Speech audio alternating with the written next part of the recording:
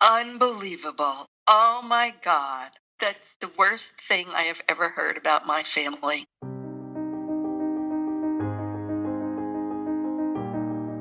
My initial reaction was to delete it and not say anything.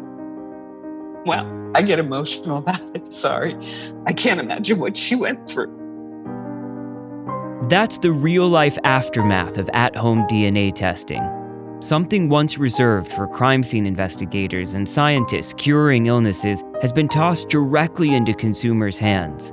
The DNA industry lures us in with the deep curiosity we humans have about ourselves. You always wonder, who does make you who you are? So tens of millions of us have swabbed a cheek or spit into a tube, and the ads show people overjoyed when the results come in. All my life, this is what I've wanted to know. This is just incredible. It's really amazing. Something that just happens in the movies, I guess. This podcast is not about those people. These are the true life stories of the skyrocketing number of us whose DNA results have turned our own genes into mysteries. In my family alone, 3 shocking results have rewritten our lives in ways we never saw coming, adding and subtracting to the people we call family. Our first episode is about a woman named Anna Zellers, whose earth-shaking DNA result makes sense of her lifetime of disconnect. The whole who am I is coming in. Who am I? That's where some aha moments came, because then I finally saw someone that I did look like, because I never looked like anybody in my family. It's so painful. A DNA result that gives a whole new meaning to the girl next door. That's coming up on Suddenly Family.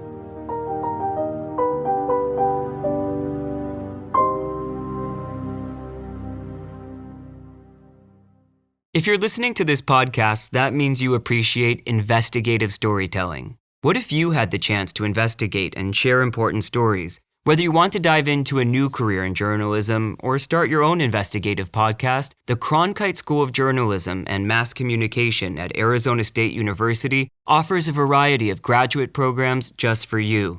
My first step was visiting cronkite.asu.edu, where you can explore the master's degrees in investigative journalism, mass communication, and sports journalism. Now, back to Suddenly Family. Anna, you grew up in Maryland, and I'd just like you to paint a picture of what things were like in your childhood. Would you describe it as a happy home?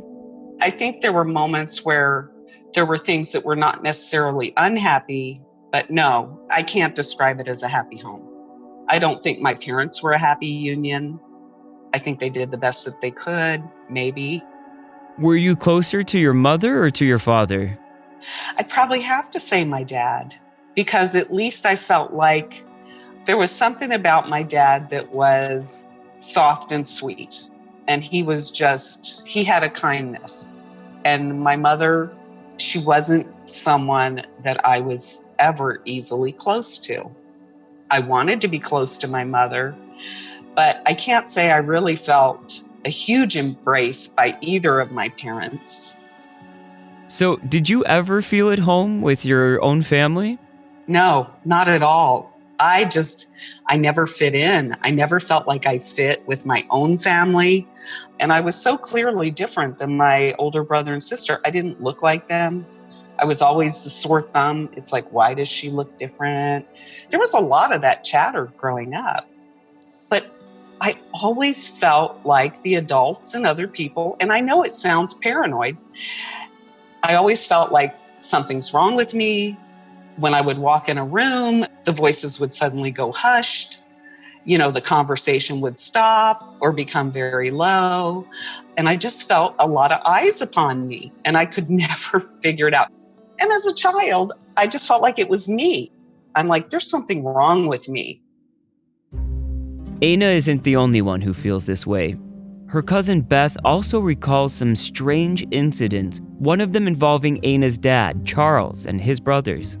Her father, who I call Uncle Charles, came to our house, and the 3 of the brothers were standing in our yard, and my younger sister and I ran out and, hi, Uncle Charles, and we were told to go. And there was a lot of upset at that time. Something happened at that time that, what's going on? So with all the distress at her home, Aina takes refuge right across the way at her best friend Joanne's house. My safe place was her house. My safe person was her. And people who just saw us together, I mean, they always would put us together as sisters. Even another safe person was her mother. Velma, Henry's wife, she was always so nice to me. I would go over to their house. I'd spend the nights over there. They were always going either to Virginia or to the beach, and I would get invited along. And I always thought, oh, this is great. My family doesn't take these trips. I mean, we didn't have the money to do that, but they would take me on their trips with them. And I always would be like, oh my God, that's so nice. They're just so nice to me. Over the years, Aina remains close to Joanne. Even when she moves away from Maryland, she stays in touch with her childhood best friend. Aina and Joanne call, visit each other, and always pick right back up where they left off.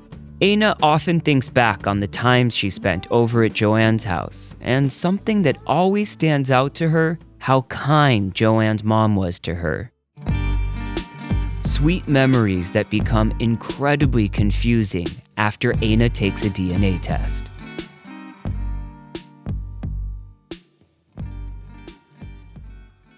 Podcasts shed light on stories that otherwise may not be told. What if you could be that voice for someone? Well, you can. The Cronkite School of Journalism and Mass Communication at Arizona State University allows you to do just that. Become an investigative journalist, a strategic communicator in the media field, or a thought leader in the world of sports. Do what I did. Visit cronkite.asu.edu to learn more about their graduate degrees. Who will you become at the Cronkite School? Now, back to Suddenly Family. Throughout her childhood, Aina Zellers always senses something's not quite right at home. Something palpable she can never quite put her finger on. At the first opportunity as an adult, Aina moves away from Maryland, though she can never shake off how her mother mistreated her. Decades later, Aina's nephew brings up a terrible reminder of what she endured at the hands of her mom, her aunts, and even her grandmother. He said, I have a question for you. There was this wash of negativity from all of them towards you. He said, what was that about?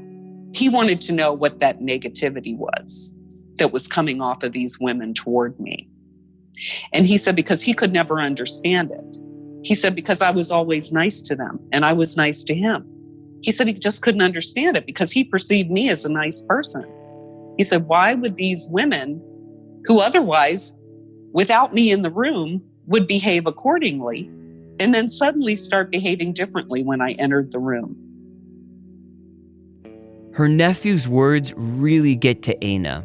Here's something she's felt deep inside her entire life, but to hear it from someone else truly rattles her, and it leads her to question her whole sense of self. So she decides to order a DNA test from 23andMe. And at first, nothing really jumps out at her when she gets the results. It didn't seem conclusive in any way, shape, or form because I'm like, well, I don't have any people on here that I recognize. But I started clicking around on all the links, and it took me a little while to understand what I was looking at. Well, then I finally found, after a day or so, the one that had the family names. And then when I clicked the link on the family names, I didn't see any of my maiden name in there. And it's like, okay, this is a total mismatch. This is not correct information. And so I clicked on the family names. And that's where I saw the last name of the family across the street, which is Smart. So SMART. And they were our neighbors. It's a knife to the gut.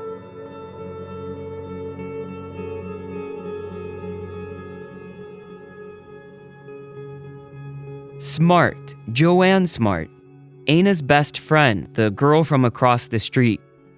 DNA results match you to people you're related to who've taken the same DNA test. And Aina starts seeing matches to her mom's side of the family, though no link to her dad's side of the family. But the last name of the neighbor, Smart, S-M-A-R-T, keeps showing up. And suddenly, a flood of memories come back to Aina about her mom and Joanne's father, Henry. I remember him visiting our home quite often. Dad would leave for work. He worked shift work. As soon as Dad was gone, next thing you know, my mother is maybe taking a bath, putting on a negligee, and then there's a knock at the door, and it's the neighbor, it's Henry, and we're shuffled off to bed. And this went on for years. And so that was my normal. And we didn't really talk about it. It wasn't like a discussion that ever came up or even thought about. Even Aina's cousin, Beth, remembers clues about the man from across the street. I remember Henry Smart's truck always being up the road, and we just thought he was like crazy walking through the woods, when in fact he was in the house. He would leave his house, turn left, go around the block, and park his truck up in the woods. So I guess his wife didn't know that he was over at my aunt's house, which was right across the street.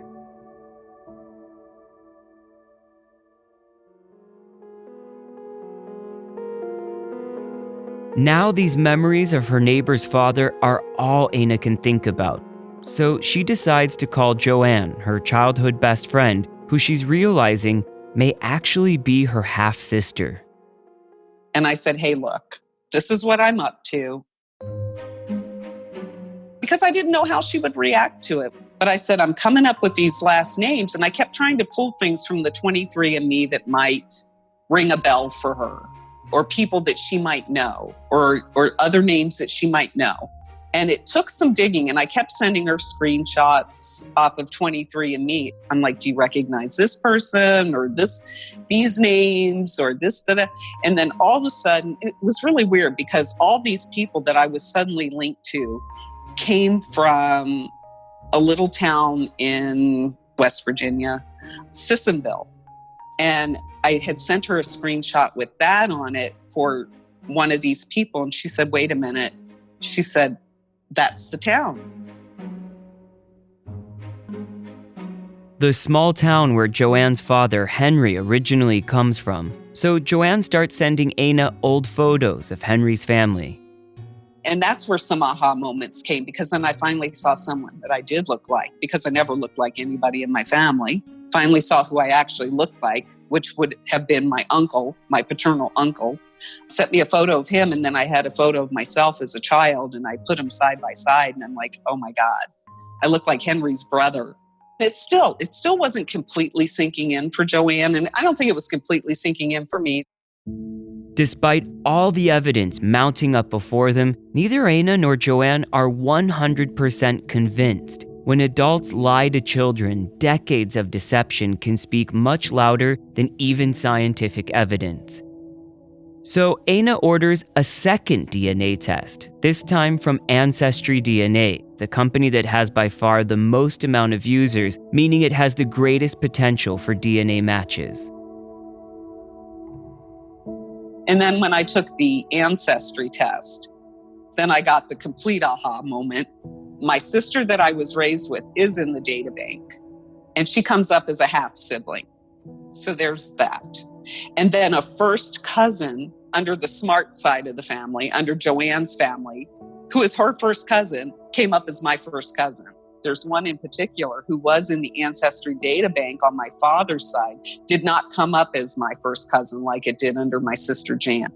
So Jan and I, my older sister and I, did not have the same family matches. So you finally have undeniable confirmation now that your neighbor's father is your biological father. What do you do in that moment? When my mom had her DNA surprise, I remember her saying, "Get me a glass of wine." Is that what you do? Probably should have, but I think I had a breakdown. I just wept.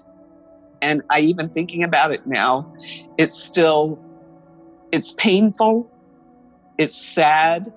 It's so hurtful that someone just could somebody have not even left me a note?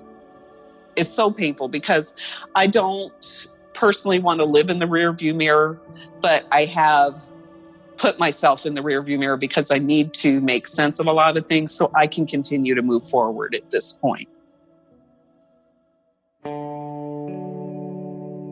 And so now I'm left piecing it together.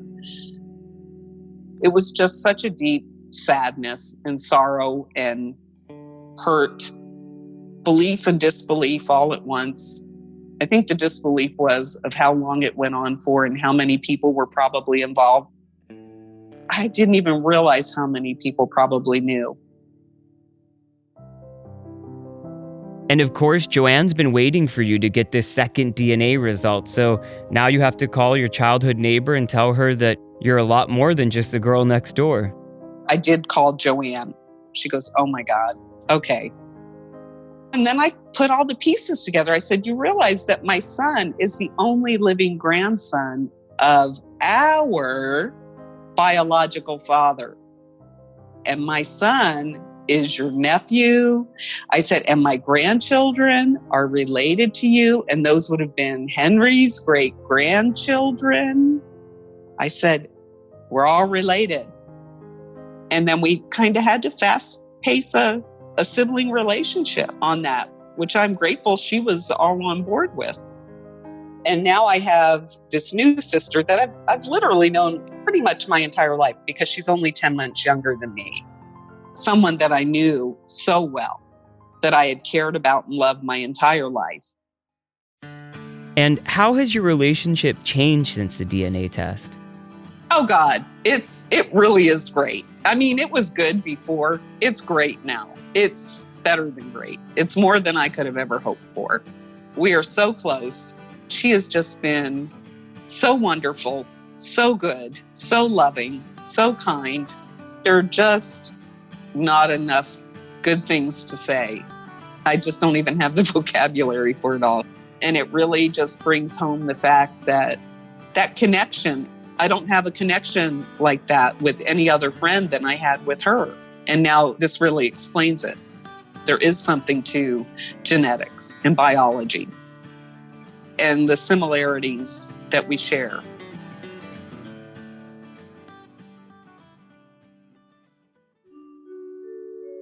Aina has much more in common with Joanne than she ever imagined, but she no longer shares DNA with so much of the family she grew up with.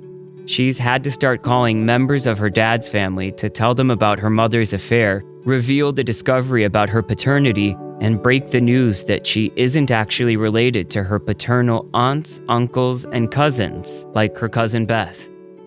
Oh, I put it together immediately, but the first words out of my mouth were, "Aina, you are my cousin. You will always be my cousin. I don't know any different. This doesn't change anything with you being my cousin." And I still feel that way. I mean, if she were an adopted baby, she'd still be my cousin. And I'm very jealous because she's got long legs and blonde hair and she's gorgeous. And now we all know why. she doesn't have our body makeup. And that's a big tease because, you know, we all talk about how short and squatty we are, and she's not. None of Aina or Joanne's parents are alive to answer any questions.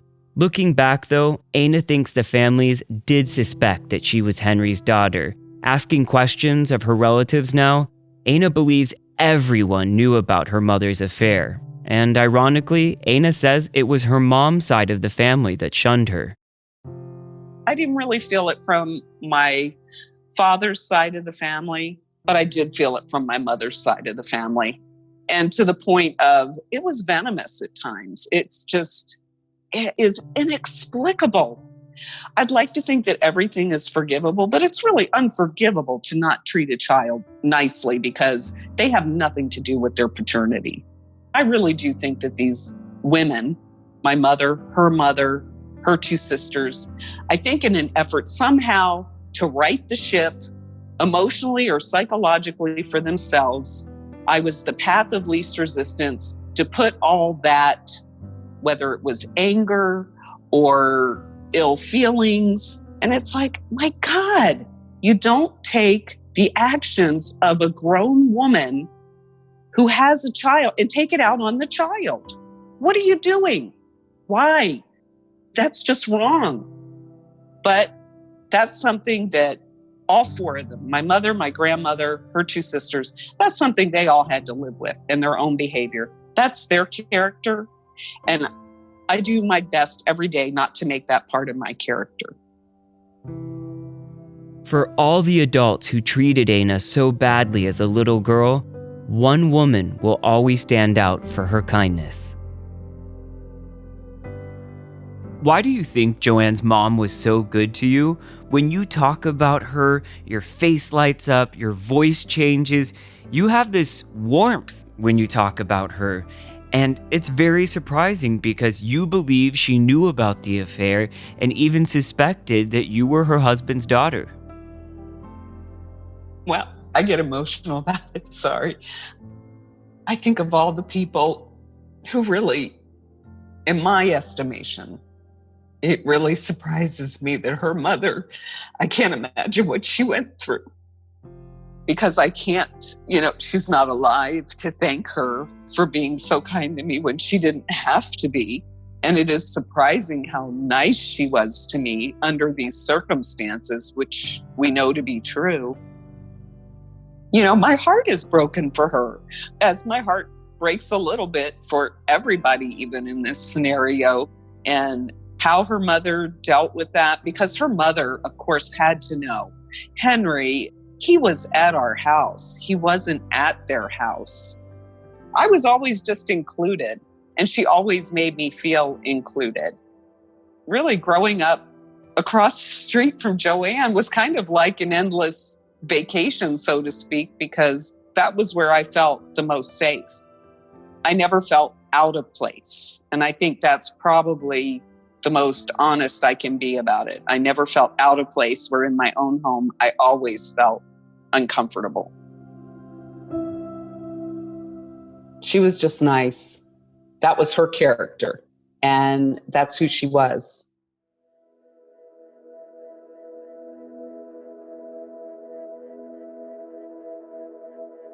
You've added a relative. Yes. Your best friend from across the street is your half-sister, and the dad who raised you isn't your biological father. He's not a blood relative. So given all of this experience you've had now, and given that you've had time to let this settle in, what is the definition of family to you, Aina? All this that I know now, family to me are the people who show up for you. And Beth, your cousin, who you're not related to anymore, it sounds like you guys have showed up even more for each other since finding out that you're not related. Oh, gosh. I am so blessed by having that relationship. She has shown up for me. And your dad who raised you showed up for you. He showed up for me. Absolutely. Showed up for me. And Joanne has showed up for you. Yeah, definitely. Beyond showed up for me. Today, Aina's Facebook profile picture is a selfie of her and Joanne together. Written across the bottom of the photo in big writing is one simple word: sisters.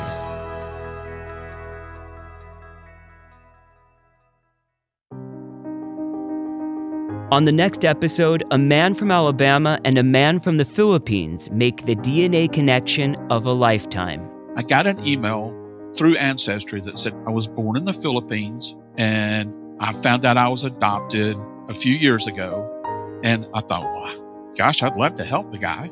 I told my wife that I had a DNA match, and she asked me, what are you going to do? I told her I don't know. I got to where I couldn't sleep at night because I felt like I was holding information from my family, and we're close.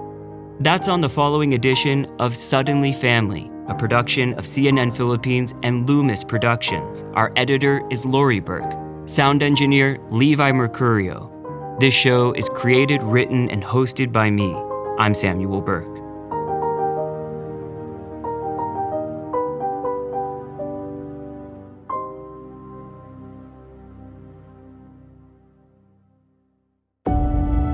I have a responsibility as a journalist to tell the public what's going on.